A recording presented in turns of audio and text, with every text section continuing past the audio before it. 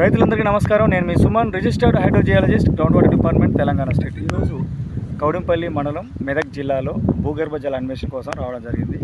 అయితే ఇక్కడ ఈ రైతులు పోయిన వారం 600 ఫీట్ల వరకు డ్రిల్లింగ్ చేసుకున్నారు. మొత్తం గ్రనైట్ ఏరియా, షీట్ రాక్ ఉంది, నల్లరేగడి భూమి ఇక్కడ. అయితే వాటర్ రానప్పుడు మరి ఇలా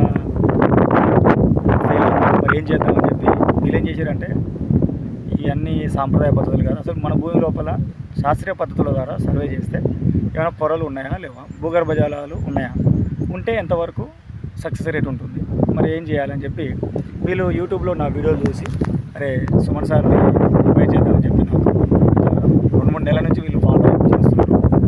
నాకు సమయం కుదరక నేను రాలేదు.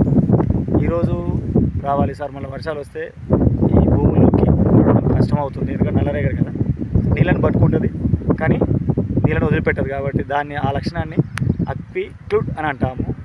ఒకవేళ ఎర్ర నేలలు ఉన్నాయనుకోండి, నీళ్ళని తీసుకుంటే వాన నీటిని, అలాగే తీసుకొని నీటిని ఇస్తాయి భూమి లోపలికి కానీ బావు లోపల కానీ ఉండే అవకాశం ఉంటుంది, నీరు ఎక్కువగా. మరి అక్విఫర్ అంటే ఏంటి, అక్విక్లూడ్ ఏంటి, అక్విటాడ్ ఏంటి, అక్విఫ్యూజ్ ఏంటి. ఈ ఏరియాలో ఎక్కడైతే గ్రనైట్ రాయి ఉంటుందో దాన్ని అక్విఫ్యూజ్ అంటే, అంటే ఫ్యూజ్ అంటే మొత్తం మూసివేయబడ్డది, దాంట్లో ఉన్న ఓపెనింగ్స్ ఏదైతే రాయి కానీ మట్టి కానీ ఉంటుందో అక్కడ ఉన్న నీటి నిల్వ చేసే ప్రదేశాలు, అణువుల మధ్య, మట్టి అణువుల మధ్య, వాటి మధ్య ఉన్న అమరిక అనేది మూసివేయబడుతుంది. అందువల్ల నీటి తీసుకోదు, ఇయ్యదు.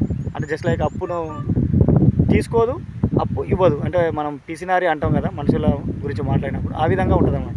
అలాంటి రాళ్ళల్లో ఆ భూమి పుట్టినప్పుడు కొన్ని కోట్ల సంవత్సరాల క్రితం భూమి పుట్టింది. ఆ పుట్టినప్పుడు ప్రైమరీ పొరలు, అలాగే సెకండరీ పొరలు, స్ట్రక్చరల్ డిస్టర్బెన్స్ జరుగుతుంది. భూమి చుట్టూ తిరుగుతూ సూర్యుడు తిరుగుతుంటుంది కాబట్టి ఎన్నో మార్పులకు లోనవుతుంటుంది. ఒక్కొక్కసారి మట్టి ఏర్పడిన కొన్ని కోట్ల సంవత్సరాలు అయ్యే అవకాశం ఉంటుంది. ఆ విషయం తెలియక రైతులు ఇక సఫిషియెంట్ వాటర్ లేదు, 2 ఇంచుల వాటర్ వస్తేనే ఫుల్ వాటర్ వచ్చింది అన్నట్టుగా ఉంటుంది.